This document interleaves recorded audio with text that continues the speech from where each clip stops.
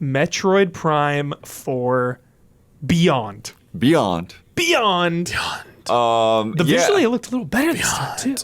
Yeah, I mean, I think the art style comes across a little bit better. You know, there's some curves and some details and some architecture. I don't 100% know how to feel about it because in some ways it's like we got a doubter over here. It's not blowing my mind, but I'm also very intrigued. Blood will not be silenced by Nintendo. It's nice to be in like this completely different place. They're talking about like tapping into ancient powers that give you psychic abilities. Yeah. But then they're like, you used to do things like open doors. And I'm like, no, that just what? That can't be the example you give. It's to open a door with the psychic power. We have so many things to open doors with. But then they show this thing where you can like guide your shots, like go into slow-mo and like guide the shot to like multiple enemies. And I can see how that'd be like a puzzle kind of thing. Oh my God, we're gonna do that so much. You gotta hit them all in sequence. We're gonna do that 100 times in this game. All the enemies look new, and you got these freakos with like multiple arms going on. They look cool. Cool enemy design. I liked them. It was surprisingly brief.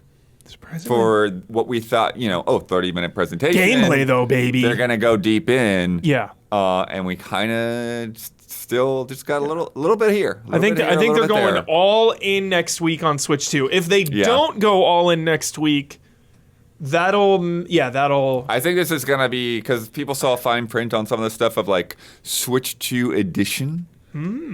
Games, so Switch 2 exclusives, but then also Switch 2 editions. Okay. A while ago, Metroid was in a way worse spot, but after Dread, we saw its stock rise a little bit.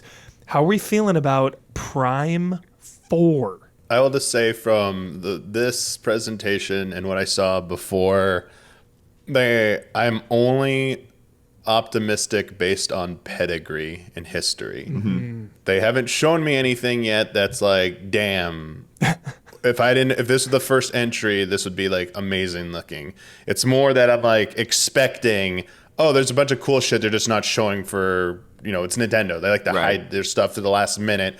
But what I'm seeing is so straightforward and derivative of the original trilogy. The fact that it actually looks, other than like the setting and maybe like the psychic powers, in some ways what they're showing, I don't want to say like a regression, but it looks so basic and simple. A little safe. Right. Yeah.